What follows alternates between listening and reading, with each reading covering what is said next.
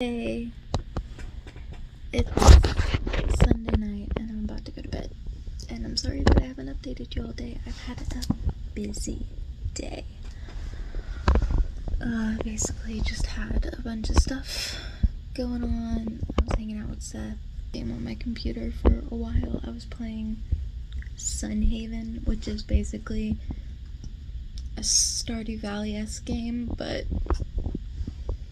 like D&D, and I'm an elf and I have wings and it's just really fucking cool and it's a really fun game. So I was playing that for quite a while and I finished the Disappearance of Madeline McCann like docu-series that's on Netflix, and me and Seth went to Barnes and Noble actually and I got 2 books. So I got The Hitchhiker's Guide to the Galaxy because in the second Pages and Co.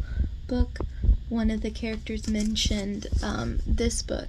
He was telling Tilly that she should read it because the meaning of life is in here, and I was like, I should get that because I've been told repeatedly that I would love this book by many people. I've never read it, and so many people have told me that this is exactly the thing that I love, that I will love this book, and that I should just read it.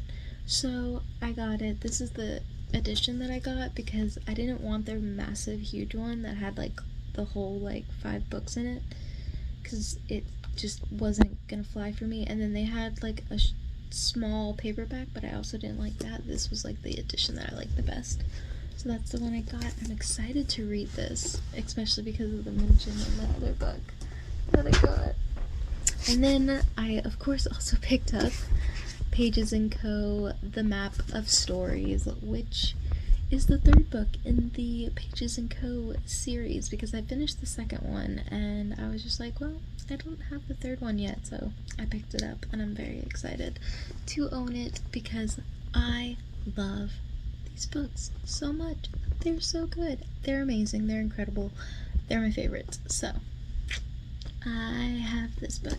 And Seth actually got a book. He got The Natural History of Dragons, which is the 1st book in the Memoirs of Lady Trent series, and I'm so excited for him to read it, and I hope he loves it because those books are so good.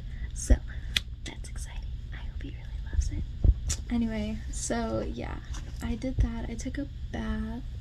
Me and Seth watched a movie. We watched The Tomorrow War starring Chris Pratt, which is like one of his favorite actors. So we watched that. It was pretty good. And I read some fan fiction, and then for like the last, 30-ish minutes, I guess, I've been reading Wicked Fox by Kat Cho, which is a reread for me, and this is for the Paranormal Challenge for Summerween. I'm on page 70 right now, and it's so much more fun reading it now that I've been doing like my Korean lessons and stuff, because there's stuff that I'm like, oh, and like I watched this girl who lives in Seoul, and so I actually know I know more. Basically, I just know more about the culture and about Seoul and about like all that stuff in the language and everything, that I'm just catching on to a lot more than I did the first time I read this, which is it's just fun. It's just fun to know these things, you know? So I'm having a good time. Like I said, I'm 70 pages through, but it's like 11:30. I need to go and pick some stuff up and start some tea and go to bed because I have to go to work tomorrow. So, and stupid people have been setting off fireworks, and I hope they're done because I have to go to sleep, and I swear. Bye.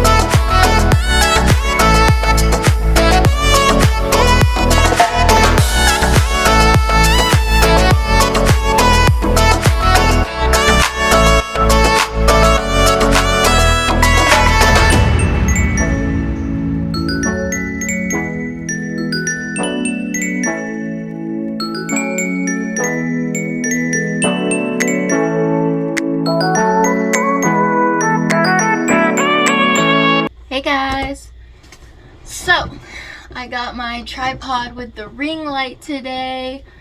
That's what you're on right now, so I hope the quality is better. I mean, it looks like it is.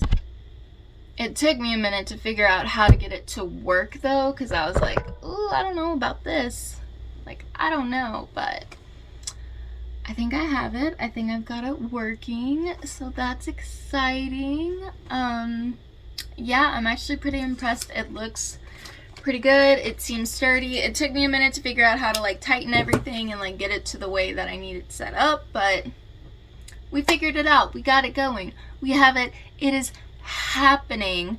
The only problem is that you can totally see the ring light in my glasses, but I'm literally blind without my glasses, so like that's just gonna have to be put up with because I have to wear my glasses. And yeah, but yay, I have it all nice and set up. I got off work a little early today. I did start Into the Drowning Deep by Mira Grant, and I am 75% of the way through the audiobook, so I will be finishing that tomorrow at work, which is great. It won't take me, but I think with the speed that I'm listening at, I should only have about an hour or so left of the audiobook, which is great.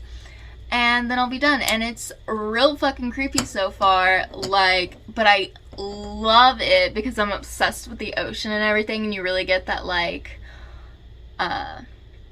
that dark kind of mysterious, like, what could be down there, what could be, you know, doing all these things and everything, and it's just really interesting. I love it because, once again, I love the ocean. I love the idea of like what could be under there that we don't know about yet and all that stuff, so that's fun. Side note, I totally wanted to be a marine biologist when I was a kid before I realized that that meant I had to be good at science. My tripod today, as you can see, but then I also got some others. I got something else in here. I got books. I haven't pulled them out yet.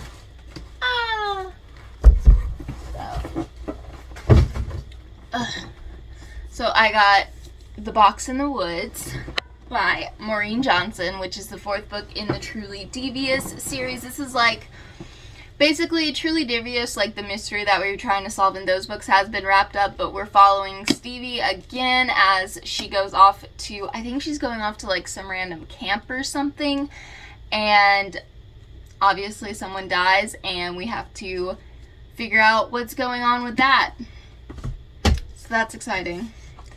I can't wait to read another Truly Devious book because those are just, they're so good, and I just can't put them down, and I just read, so it's really fun for me.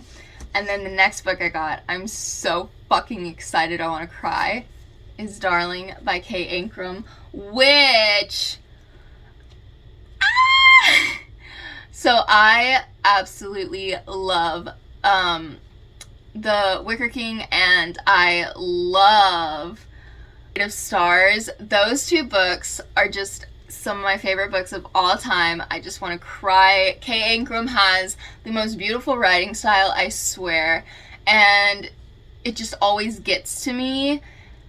So I'm just really excited, and this is a Peter Pan retelling, and the little tagline on here says, "Not all lost boys can be saved," and I'm just so excited. So I'm gonna read you the synopsis because I'm really, really excited about this.